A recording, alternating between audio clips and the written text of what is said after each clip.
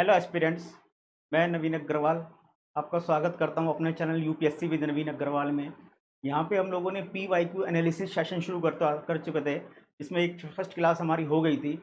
इसमें हमने introduction of economics and banking financial market के हम लोगों ने कुछ क्वेश्चंस देखे थे। ये 75 क्वेश्चन बंच ऑफ क्वेश्चंस हैं, जिसमें 75 क्वेश्चंस आएंगे।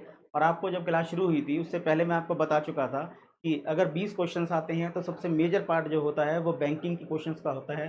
अगर 20 आए हैं तो उसमें से आराम से 7 या 9 क्वेश्चंस आए वो बैंकिंग सेक्टर से आते हैं। इसे 75 क्वेश्चन का बंच है, सबसे लंबा बंच है। तो इसी में हम नेक्स्ट क्लास आगे शुरू करते हैं। 15 क्वेश्चंस हमारे हो गए थे।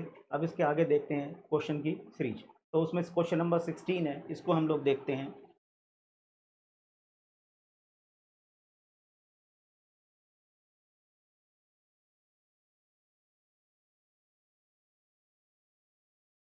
एक मिनट क्लास।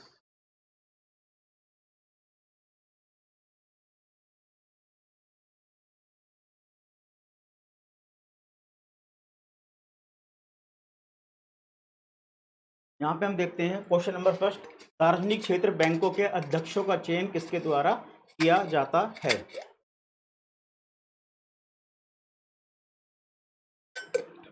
सार्वजनिक क्षेत्र के अध्यक्षों का चुनाव किसके द्वारा किया जाता है? तो यहाँ पे हम लोग देखते हैं ये क्वेश्चन। अगर आप लोगों ने मेरी फर्स्ट वीडियो देखी होगी जिसमें पीवाईक्यू की सीरीज है, तो उसमें अगर बी क्वेश्चन नंबर फर्स्ट अगर आपको याद होगा तो इसका आंसर आप ही बता देंगे कि क्या आंसर है। आपको याद है फर्स्ट क्वेश्चन ही हमारा बैंक बोर्ड ब्यूरो से संबंधित था। तो बैंक बोर्ड ब्यूरो के जो ऑप्शन थे उस समय, अब वही क्वेश्चन बन गया है। तो इसका आंसर क्या होगा? Bank board bureau. और ये मैं आपको बता ही चुका हूँ कि ऐसा नहीं कि कोई क्वेश्चन रिवाइज नहीं होता। रिवाइज भी होता है, रिपीट भी होता है कोई क्वेश्चन, इसीलिए एनालिसिस किया जाता है। कम से कम हम पिछले क्वेश्चंस को देख सकें। ये क्वेश्चन दोबारा पूछा गया एग्जाम में, तो इसका मतलब इसकी इंपॉर्टेंट है। और यहाँ पे मैं दोबारा बता रहा हूँ, बैंक बोर्ड ब्यूरो पुराना हो चुका है। उसकी जगह कैपिटल मार्केट, उसकी जगह फाइनेंशियल मार्केट में, मनी मार्केट के चैप्टर में, बैंकिंग के चैप्टर में, आरबीआई के चैप्टर में अगर आप पढ़ोगे तो बैंकिंग बोर्ड ब्यूरो में बिल्कुल अभी नया परिवर्तन हुआ है। जनवरी 2024 में बैंक बोर्ड ब्यूरो के स्थान पर दूसरी बॉडी बना दी गई है, जिसका मैंने किस डिटेल दिया है। आप उस वीडियो को देखोगे तो उस बात को आप जान जाओगे कि ये किस संस्थान की बात हो रही है। तो ये आपका फर्ज बनता है आप उस वीडियो को देखें और आप इसको जानें। फिलहाल तो उस समय तो ये आंसर था इसका, बैंक बोर्ड ब्यूरो ही सार्वजनिक क्षेत्र के अध्यक्षों का चयन करता है। Bank board bureau. नेक्स्ट है, निम्नलिखित में से कौन सा भारतीय रुपए में गिरावट रोकने के लिए सरकार या भारतीय रिजर्व बैंक द्वारा किए जाने वाला संभावित उपाय नहीं है, पूछा है इसने। मतलब रुपए का गिरना डियर क्या होता है, सबसे पहले इस बात को देखते हैं क्या होता है। अगर रुपए को हम लोग डॉलर के कंपेयर करते हैं, अगर $1 की बात करते हैं तो $1 अगर हमें मिल रहा है 80 रुपए का, 1/4/2025 को, $1 अगर अब हमें मिल रहा है 84 रुपए का, 1/5/2025 को, $1 अगर हमें मिल रहा है 75 रुपए का, 1/6/2025 को। ठीक है, ये 3 कंडीशन है जो अपने साथ हैं। हमें कंडीशन नंबर फर्स्ट देखते हैं। कंडीशन नंबर फर्स्ट में है कि $1 80 रुपए का है, $1 देने पे हमें 80 रुपए मिल जाते हैं। ठीक है, अगले महीने दोबारा मैं गया $1 लेने के लिए, अब की मुझे देने पड़े ₹84। जो ये रुपए बढ़ गए हैं, 4 रुपए जो एक्स्ट्रा लग गए हैं डॉलर खरीदने के लिए, तो इसका मतलब क्या है डियर? इसी को कहते हैं रुपए में गिरावट। इसी को कहते हैं डियर रुपए में गिरावट। और अगर मैं अगले महीने दोबारा देखने गया और अब की बार मुझे 84 की जगह 75 रुपये देने पड़े, तो डियर इसके बाद मैं क्या कहूँगा? यार रुपया गिर गया नहीं है, अब रुपया मजबूत हो गया है। क्यों? क्योंकि 9 रुपये रुपये के अंदर कम देने मुझे पड़ रहे हैं। तो रुपए का सिस्टम डियर कुछ ऐसे चलता है। एक्सचेंज में रुपया जो है, अगर रुपए को ज़्यादा $1 लेने के लिए जितने रुपए देने पड़ते हैं वो रुपए की पैगिंग वैल्यू है। और रुपए के देने के बाद जितना उसमें कम बढ़ ज़्यादा होता है, उसी के आधार पे हम लोग देखते हैं कि रुपए में गिरावट हुई है या रुपए के अंदर क्या हुआ है, मजबूती आई है। तो यहाँ पे बात चल रही है उसी सेगमेंट में जो मैंने आपको समझाया है। तो देखते हैं क्वेश्चन क्या है। भारत में निम्नलिखित में से कौन सा भारतीय रुपए की गिरावट रोकने के लिए सरकार भारतीय रिजर्व बैंक द्वारा किया जाने वाला सबसे संभावित उपाय नहीं है, पूछा। मतलब इसे जो होना चाहिए वो नहीं, जो नहीं है। तो ये सबसे पहला है, गैर जरूरी वस्तुओं के आयात पर अंकुश लगाना व निर्यात को बढ़ावा देना। ये तो सही है, ये तो होता ही है।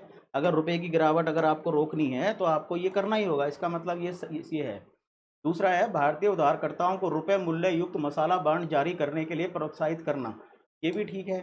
भारी वाणिज्यिक उधारी संबंधी शर्तों को आसान बनाना, आसान भारी वाणिज्यिक उधारी से संबंधित शर्तों को, भारी वाणिज्यिक उधारी शर्तों को आसान बनाना।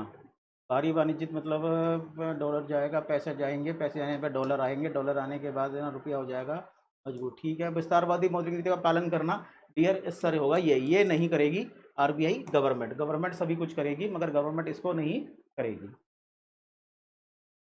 नेक्स्ट है निम्नलिखित कथनों पर विचार कीजिए। भुगतान प्रणाली डेटा के भंडारण, भुगतान प्रणाली डेटा के भंडारण से संबंधित भारतीय रिजर्व बैंक के हाल के निर्देश, जिनमें डेटा डिक्टेट के नाम से जाना जाता है, कि भुगतान प्रणाली प्रदाताओं को आदेश देते हैं कि फर्स्ट, वे यह सुनिश्चित करेंगे कि उनके द्वारा संचालित भुगतान प्रणालियों से संबंधित संपूर्ण डेटा केवल भारत में स्थित प्रणाली में संग्रहित किया जा सकता है। सेकंड है, वह यह सुनिश्चित करेंगे कि प्रणालियों का स्वामित्व धारण व संचालन सार्वजनिक क्षेत्र उद्यमों द्वारा किया जाए। नहीं, वे कैलेंडर वर्ष के अंत तक भारत के नियंत्रक महालेखा परीक्षक को समेकित लेखा प्रणाली की रिपोर्ट प्रस्तुत करेंगे।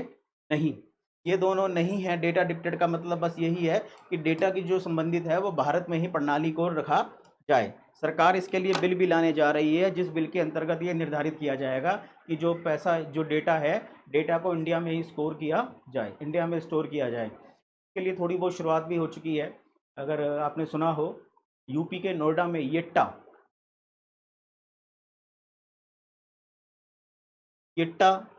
डेटा सेंटर खुल चुका है, जो मुंबई के हीरानंदानी ग्रुप ने दिया है। उसने सबसे पहला डेटा सेंटर खोला है। ये इतना बड़ा है जितना फुटबॉल का ग्राउंड होता है, जहाँ पे भारत से संबंधित जितनी भी संचार सुविधाएं हैं उनको रिकॉर्ड किया जाएगा और भारत में डेटा को स्टोर किया जाएगा। और कभी तो कुछ अभी मतलब ये निर्धारित नहीं है, वैसे कंपनी ये कह रही है कि इसको हम लोग 60 दिनों तक हम लोग इसको सिक्योर करके रखेंगे, ताकि कोई भी अगर विवाद होता है तो 60 दिनों तक मिनिमम हम लोग सिक्योर करके रखेंगे। कोई भी विवाद होता है तो इससे संबंधित हम डेटा को प्रस्तुत किया जा सकता है। भारत सरकार इसके लिए नियम भी बनाने जा रही है। भारत सरकार इसके लिए बाकायदा 17 से 18 डिपार्टमेंट है जो इस डेटा को आइडेंटिफाई कर सकते हैं, जो इस डेटा को रीच कर सकते हैं, जो इस डेटा को अपनी कानूनी प्रक्रिया में इस्तेमाल कर सकते हैं। उसमें एक इनकम टैक्स भी है और उसके अंदर भारत सरकार की वित्त मंत्रालय की इंटरनेशनल इंटेलिजेंट खुफिया यूनिट भी है। नेक्स्ट, इसी अर्थव्यवस्था में मुद्रा गुणक, ये डियर देखो क्वेश्चन दोबारा पूछा गया मुद्रा गुणक का। मुद्रा गुणक का मैं आपको बता चुका हूं,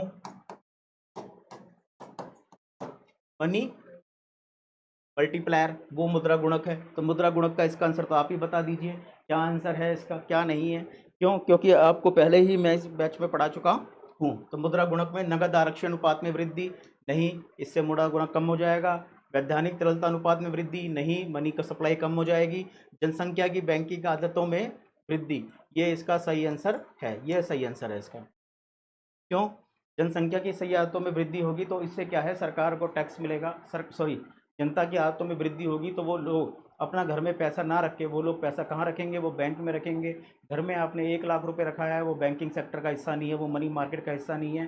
बैंक में आपने 10 रुपये भी रख रखे हैं तो वही इंडियन इकोनॉमी को सर्वाइव करवा रहे हैं, वही इंडियन इकोनॉमी में रोटेट हो रहे हैं। इसीलिए सरकार ने जनधन योजना शुरू करी थी। जनधन योजना के द्वारा सरकार ने ये कोशिश करी थी कि सभी लोगों का बैंक अकाउंट हो, जिससे लोग घर में पैसे रखा हुआ जो पैसा है उसको बैंकों में रखें। बैंकों में रखेंगे तो सीधी सी बात है, कहीं ना कहीं उस पर मनी मार्केट घूमेगी और मनी की आदतों में वृद्धि। नेक्स्ट है, सेवा क्षेत्र दृष्टिकोण किस परिप्रेक्ष्य में लागू किया गया था? एकीकृत ग्रामीण विकास दृष्टिकोण, नहीं। एकीकृत ग्रामीण विकास में डियर सेवा क्षेत्र का बहुत कम योगदान है, ग्रामों में सेवाएं बहुत कम इस्तेमाल की जाती हैं। महात्मा गांधी राष्ट्रीय रोजगार योजना, नहीं डियर। मनरेगा, मनरेगा विश्व की, आपको जान के चंबा होगा, जो मनरेगा है वो विश्व की सबसे बड़ी सरकारी रोजगार योजना थी हमारे यहाँ, और इसने काफ़ी प्रभाव भी पड़ाया था डियर, मानो या मत मानो। 2008 का जो सब प्राइम क्राइसिस हुआ था, उस सब प्राइम क्राइसिस में 2008 के सब प्राइम क्राइसिस के बाद भी अगर देश के अंदर फिर भी भारत में कोई बैंक नहीं डूबा, भारत में कोई ब्रांच नहीं डूबी, तो कहीं ना कहीं उस मनरेगा का सिस्टम था। जीडीपी की ग्रोथ जो बनी रही वो मनरेगा के कारण ही बनी रही। राष्ट्रीय कौशल विकास मिशन इसका मतलब नहीं है। इसका मतलब सेवा क्षेत्र दृष्टिकोण किसका विकास है? लीड बैंक का विकास है कि लीड बैंकों के द्वारा सेवा को जल्दी से ज़्यादा बिल्डअप किया जा सके। क्यों? भारत की जीडीपी का सबसे बड़ा हिस्सा आता किससे है? सर्विस सेक्टर से ही आता है।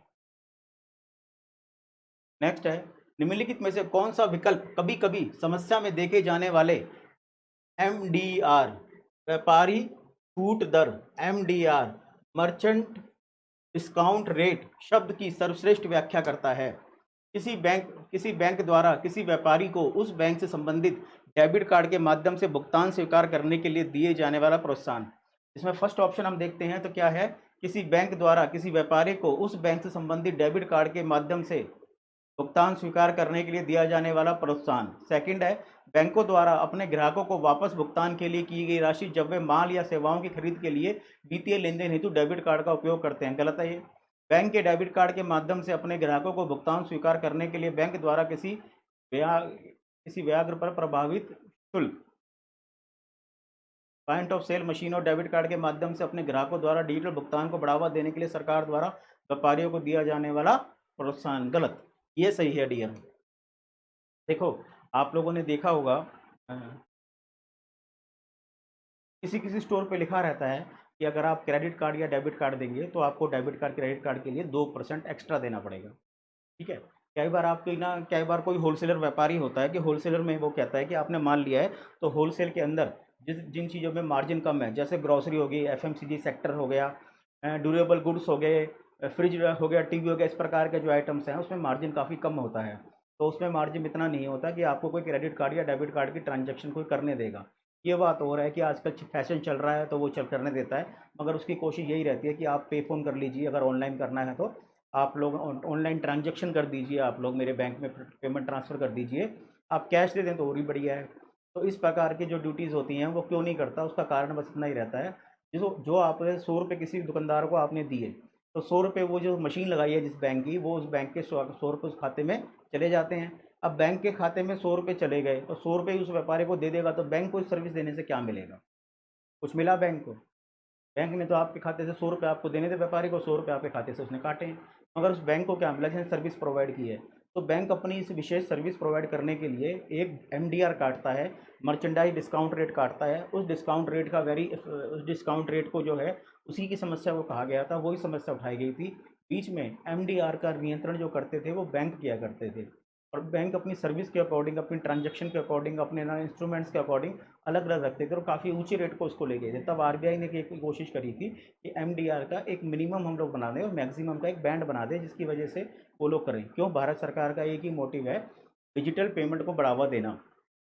डिजिटल इंडिया का जो कैंपेन चल रहा है वो कैंपेन इसीलिए तो चल रहा है, डिजिटल इंडिया को बढ़ावा दिया जाना है। तो इसी परिप्रेक्ष्य में क्वेश्चन आया था। तो यही है, बैंकों के डेबिट कार्ड के माध्यम से अपने ग्राहकों से भुगतान स्वीकार करने के लिए बैंक द्वारा किसी व्यापार पर परिभाषित शुल्क, मतलब किसी ट्रांजैक्शन पर जो शुल्क लगाता है बैंक, वो आपसे नहीं लेता, वो बैंक व्यापारी से काटता है। वो सोचता है व्यापारी तो करेगा, उसको मुनाफा मिला इसीलिए।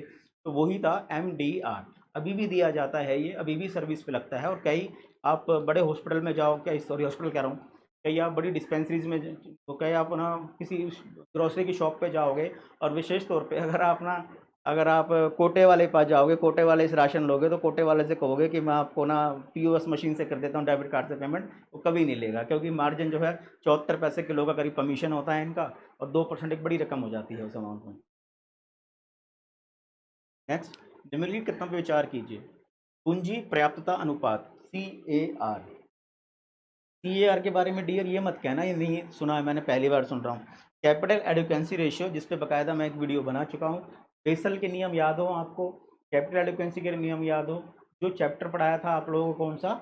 मनी मार्केट का चैप्टर पढ़ाया था, उसी में ये क्वेश्चन आ चुका है, उसी में से एक क्वेश्चन है। तो ये क्या कह रहा है? CAR, कैपिटल एडिक्वेंसी रेशियो, वह राशि है जिस बैंक को अपने स्वयं की निधियों के रूप में रखना होता है, ताकि खाताधारक बकाया चुकान में विफल रहते हैं तो बैंकों को किसी नुकसान की भरपाई की जा सके।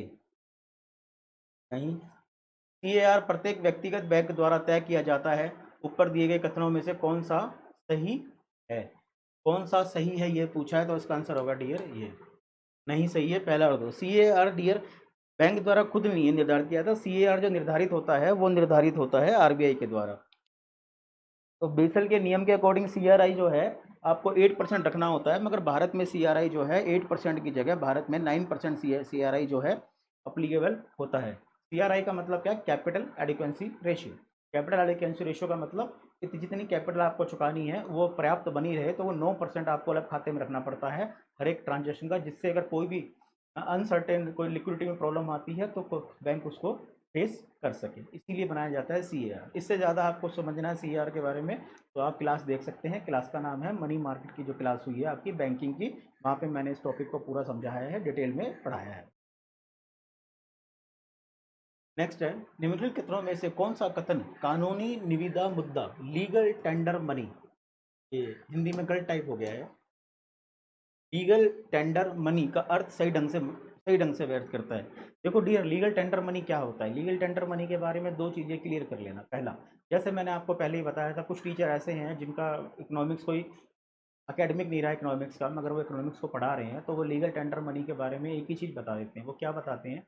लीगल टेंडर मनी वो वैधानिक मुद्रा है जो किसी भी देश में सरकार, बैंक और वहाँ के निवासी व्यापार करने के लिए एक्सचेंज में कानूनी रूप से स्वीकार करते हैं, ये वो बता देते हैं। और ये सही बताया, गलत नहीं बताया। मगर एक चीज़ और नोट करना डियर, लीगल टेंडर मनी में अभी इवन बहुत छोटा सा एग्जाम हुआ था आरआरबी का, तो रीजनल रूरल बैंक का, ग्रामीण बैंक का, तो उसके अंदर जो पूछा गया था वो सही पूछा गया था, लीगल टेंडर मनी के क्या मतलब है। तो लीगल टेंडर मनी के मतलब डियर एक और भी है, आप मेरा वीडियो देखोगे मैंने उसमें ही बताया है, मैं दोबारा बताया था। लीगल टेंडर मनी वो मनी तो होती है कि वो मनी जिसको किसी स्टेट में, किसी राज्य में, किसी देश में सरकार और उसके केंद्रीय बैंक के द्वारा जारी किया हो, और कोई भी निवासी उसको एक्सचेंज करने के लिए किसी भी प्रकार से उसको मना नहीं कर सकता, तो लीगल टेंडर मनी ये होती है। बात ठीक है। अगर आप यूपीएससी के विद्यार्थी हो, आपसे कुछ एक्स्ट्रा उम्मीद रखी जाती है एग्जाम की, यूपीएससी की, तो आपको भी जानना चाहिए कि लीगल टेंडर मनी के बारे में ये चीज़ और जाननी चाहिए। लीगल टेंडर मनी के अंदर सेकंड फीचर ये है, लीगल टेंडर मनी के पीछे कोई भी भौतिक परिसंपत्ति, कोई भी फिजिकल इंस्ट्रूमेंट नहीं रखा जाता है किसी भी प्रकार से, जैसे सोना, गोल्ड, चांदी नहीं रखी जाती है। तो इसको जो जारी किया जाता है लीगल टेंडर मनी को केंद्रीय बैंक द्वारा जारी किया जाता है, ये आ रहा है उसका एक प्रोसीजर होता है जिसको एमआरएस कहते हैं। मगर इसके पीछे कोई ये नहीं है कि जितनी मनी आपने छापी है उतनी मनी के पीछे आपका कोई सोना या गोल्ड होना चाहिए, ऐसा कुछ नहीं है। तो ये क्या कहता है, लीगल टेंडर मनी क्या है?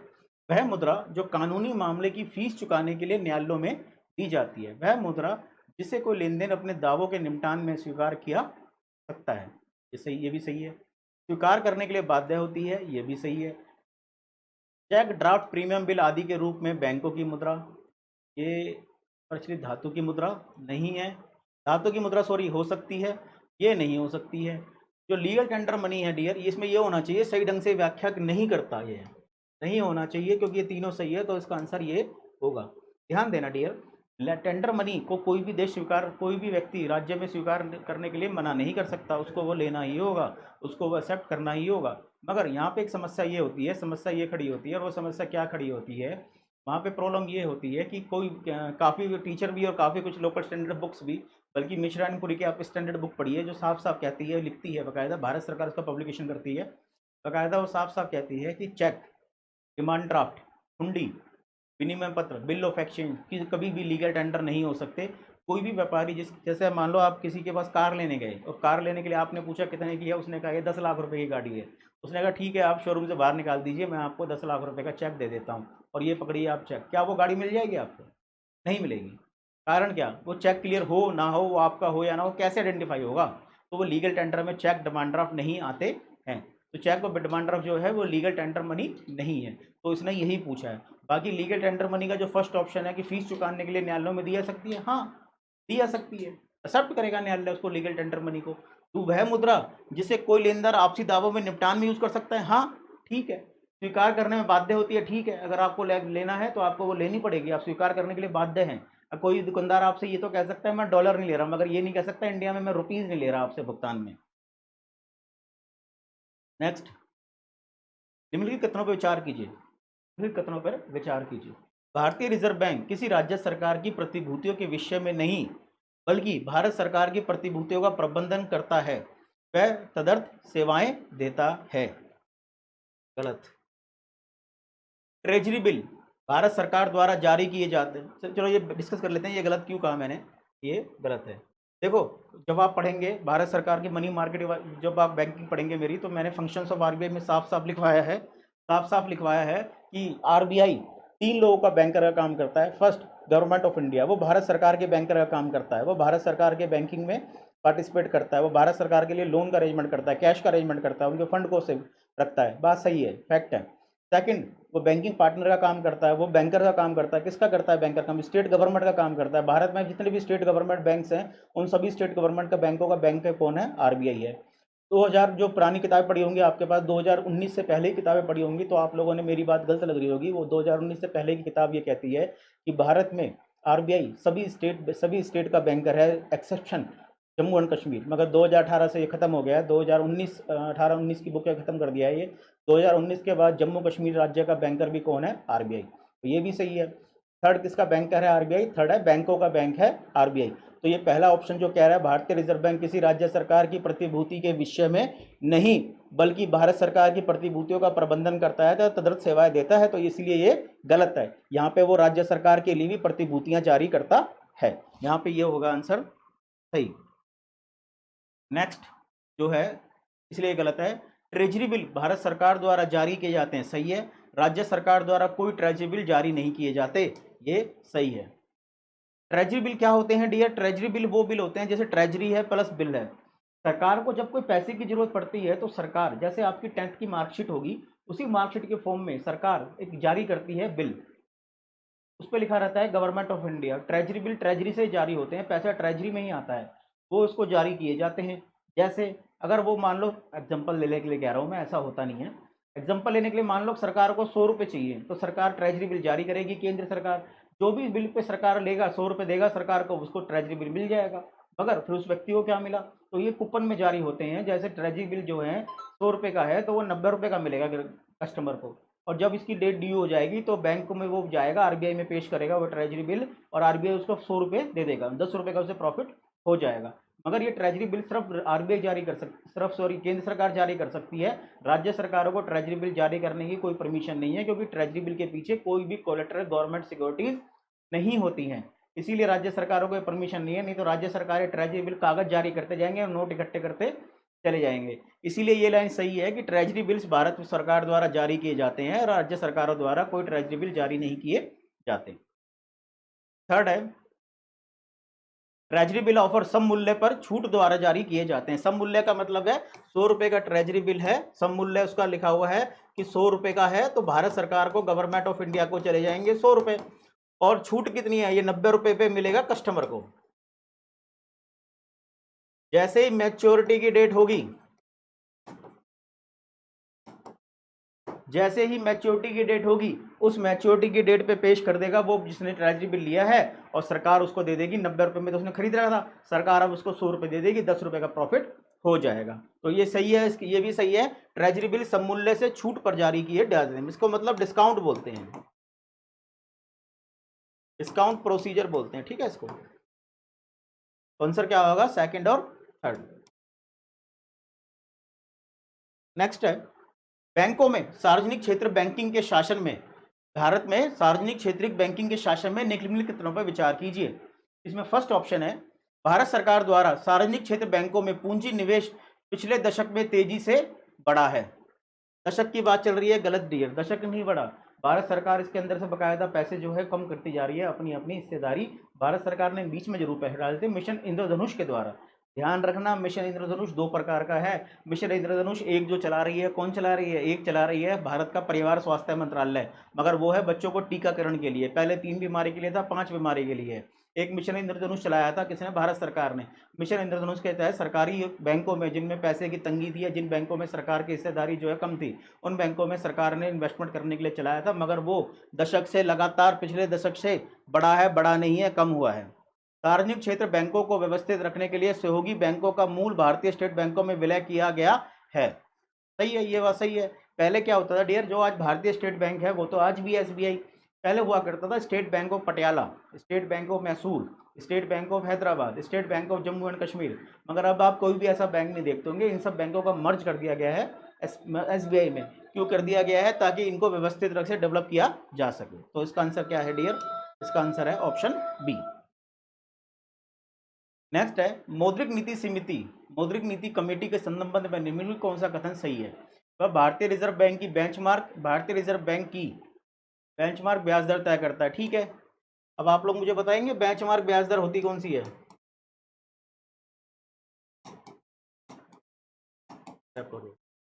वह भारतीय रिजर्व बैंक की बेंचमार्क ब्याज दर करता है। ठीक है, वह भारतीय रिजर्व बैंक के गवर्नर सहित 12 सदस्य निकाय है। गलत, जब मैंने आपको पढ़ा चुका हूं जो मौद्रिक मॉनेटरी पॉलिसी कमेटी है, ये 12 सदस्य निकाय नहीं है, ये 6 सदस्य निकाय है, जिसकी अध्यक्षता कौन करता है? जिसकी अध्यक्षता करते हैं गवर्नर।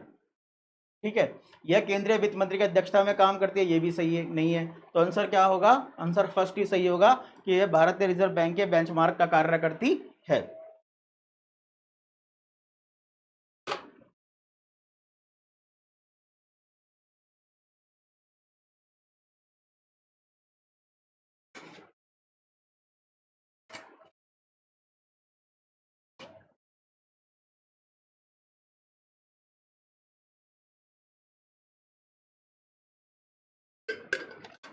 दिल्ली में गर्मी बहुत है, 48 के आसपास चल रही है।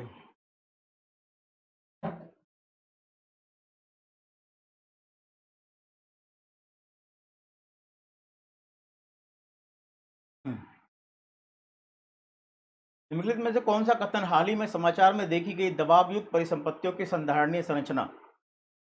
ठीक है, दबावयुक्त ट्रस्ट प्रॉपर्टीज एसेट्स के लिए योजना शब्द का सबसे अच्छा वर्णन करता है। यह सरकार द्वारा निर्मित की गई विकास योजनाओं की पारिस्थितिकी लागतों पर विचार करने की प्रक्रिया नहीं हो ही नहीं सकता। यह वास्तविक कठिनाइयों का सामना कर रही बड़ी कॉर्पोरेट संस्थाओं के वित्तीय ढांचे का पुनर्निर्माण करने के लिए भारतीय रिजर्व बैंक की योजनाएं नहीं। यह केंद्रीय बैंकिंग क्षेत्र उपक्रमों के संबंध में भारत सरकार के विनिवेश की योजनाएं नहीं।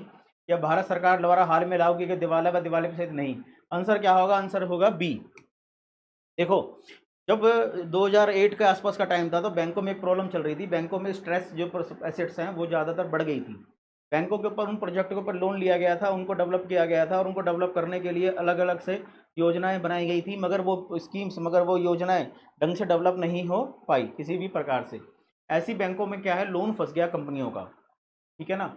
क्या ये लोन थे जिनको दिया गया था डेवलपमेंट के लिए, मगर उनको एनवायरनमेंट क्लियरेंस ही नहीं मिली डेवलपमेंट के लिए। आप लोगों ने सुना होगा ना, बीच में प्रॉपर्टी सेक्टर में बूम आया था, फिर बूम बैठ गया, प्रॉपर्टी सेक्टर का मंदा चल रहा है। ये उसी की बात चल रहा है। ये वास्तविक कठिनाइयों का सामना कर रही बड़ी कॉर्पोरेट संस्थाओं के वित्तीय ढांचे का पुनर्निर्माण करने के लिए भारतीय रिजर्व बैंक की एक योजना है। नेक्स्ट है, भारत में लघु वित्त बैंकों की स्थापना का उद्देश्य क्या है? लघु वित्त बैंक, जिसके बारे में आपको बता चुका हूं, एक मैंने आपको डायग्राम बता के और उसके बाद मैंने आपको ना डिफरेंशिएट बना के डिफरेंशिएट बैंकिंग के बारे में बताया था कि डिफरेंशिएट बैंकिंग जो है ये चालू की गई है नचिकेता मोर कमेटी की सलाह पर। और आपको अगर डायग्राम याद हो, अगर आपने मेरा वीडियो देखा है जिसके अंदर मैंने साफ साफ दोनों के अंदर आपको डिफरेंशिएट करके बताया गया था कि स्मॉल फाइनेंस बैंक क्या होते हैं, पेमेंट बैंक क्या होते हैं। तो ये स्मॉल फाइनेंस बैंक का क्वेश्चन है, उसी में से करेंगे तो हो जाएगा। देखते हैं क्या कहता है। लघु व्यवसाय इकाइयों की ऋण को आपूर्ति करना। ठीक है, लघु व सीमांत किसानों को ऋण की आपूर्ति करना सही है। युवा उद्यमियों को विशेष रूप से ग्रामीण क्षेत्रों में व्यवसाय स्थापित करने का प्रोत्साहित करना, ये काम नहीं है इसका, ये सरकार का काम है। तो इसका आंसर क्या होगा? इसका आंसर होगा ए।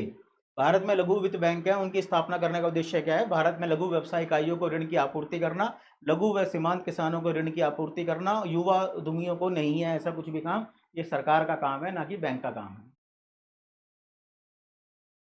नेक्स्ट है, national payment corporation of India NPCI देश में वित्तीय समावेशन को बढ़ावा देने में सहायता करती है। बात ठीक है, देश में वित्तीय समावेशन को बढ़ावा देने में सहायता करती है। एनपीसीआई ने रुपए कार्ड भुगतान योजना प्रारंभ की है, ये भी सही है, एनपीआई ने रुपए कार्ड भुगतान योजना प्रारंभ की है। मगर एनपीआई का देश में वित्तीय समावेशन को बढ़ावा देने में सहायता करती है, ये नहीं है। वित्तीय सेवा के लिए नहीं करती, वो सहायता करती है डिजिटल इंडिया कैंपेन के लिए। एनपीआई रिव्यू रुपए कार्ड और ये सब ये इसी के दिए गए हैं, ये इसका आंसर सही है। टॉपिक है ये, क्वेश्चन है 29। निम्नलिखित में से कौन सा यूनिफाइड पेमेंट इंटरफेस को लागू करने का सबसे संभावित परिणाम है? यूनिफाइड मतलब यूपीआई की बात चल रही है। ऑनलाइन भुगतान के लिए वॉलेट, मोबाइल वॉलेट जरूरी नहीं होगा यूपीआई में, ये सही है।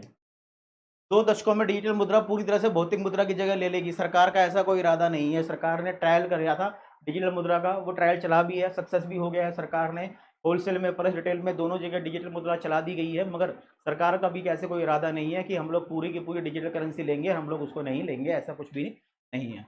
प्रत्यक्ष विदेशी निवेशकों के प्रभाव में भारी वृद्धि होगी, ये नहीं होगा। एफडीआई जो आती है वो ऑनलाइन बैंकिंग के थ्रू आती है, ना कि यूपीआई के थ्रू आती है। निर्धन लोगों को सब्सिडी का सीधा अंतरण बहुत प्रभावी हो जाएगा, सब्सिडी का सीधा अंतरण बहुत प्रभावी हो जाएगा।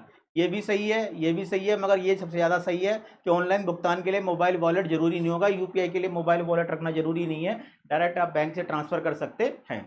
और ये बात भी सही होगी, निर्धन लोगों को सब्सिडी का अंतरण करना बहुत प्रभावी हो जाए, नहीं ये इसका सही नहीं होगा, क्योंकि डायरेक्ट बेनिफिट ट्रांसफर सरकार ने जो करा है यूपीआई के थ्रू ना करके सरकार ने बैंकिंग सिस्टम के द्वारा कराया, तो ये भी इसका गलत होगा। आंसर क्या होगा, ये सही होगा ऑनलाइन वाला। नेक्स्ट है, यहाँ पे खत्म हो जाती है डियर पीपीटी, यहाँ पे हम क्वेश्चंस को रोक रहे हैं, क्वेश्चंस को खत्म कर रहे हैं। इसके बाद नेक्स्ट वीडियो एक और होएगा, उसमें सभी क्वेश्चन इस प्रकार के कर दिए जाएंगे। तो आज की कक्षा का समापन हम यही करते हैं। ध्यान रखिएगा अपना, तैयारी करते रहिएगा, डेट नज़दीक आ गई है, तो इसी के साथ ना आपको बहुत बहुत शुभकामनाएं हैं। बहुत दिल से दुआ है कि आप लोगों का एग्ज़ाम निकल जाए, क्योंकि पीटी ही हिंदी क्षेत्र के पट्टियों के लिए, विद्यार्थियों के लिए जो बजट कम आ रहा है, जो रिजल्ट कम आ रहा है, उसमें पीटी ही एक बड़ा हर्डल है। और अगर वो पीटी पास हो जाएगा फिर वो विद्यार्थी रुकने वाले नहीं है, वो इनसे मेहनती विद्यार्थी कोई नहीं है, दिमागदार विद्यार्थी कोई नहीं है, एक बार नहीं वो 4 बार पढ़ के आता है, मगर पीटी में थोड़ी प्रॉब्लम होती है। इसीलिए लगे रहिएगा 16 जून के एग्ज़ाम के लिए। मैं भी दिन में कक्षा आपको बढ़ाने की कोशिश कर रहा हूँ, बस थोड़ा स्टूडियो मेरा नया है, इंफ्रास्ट्रक्चर अभी थोड़ी ज़्यादा कम है, और गर्मी भी दिल्ली में ज़्यादा पड़ रही है, एक आधा दिन में जैसे कुछ एसी लगता है। तो उसके बाद मैं भी सोच रहा हूँ एक पर्टिकुलर क्लास का शेड्यूल बना के आपको दूँ, जिसमें आप लोगों का पूरा के पूरा वीडियो का शेड्यूल होगा। और मेरी कोशिश ये है कि मैं 30 तारीख तक इस चैप्टर को अपना ख़त्म कर दूं, उसके बाद क्वेश्चंस की आपकी रिवीजन करवा दूं, मगर थोड़ी सी प्रॉब्लम चल रही है और कुछ नहीं है। मगर फिर भी आपके साथ हैं, दिल से दुआ है कि आपका पीटी अच्छा निकले, सक्सेसफुल निकले। तो डियर, इसी उत्साह के साथ अपना खूब ख्याल रखिएगा, मिलते हैं नेक्स्ट क्लास में। उत्साह बनाए रखिएगा, जोश बनाए रखिएगा। Thank you class and have a nice day.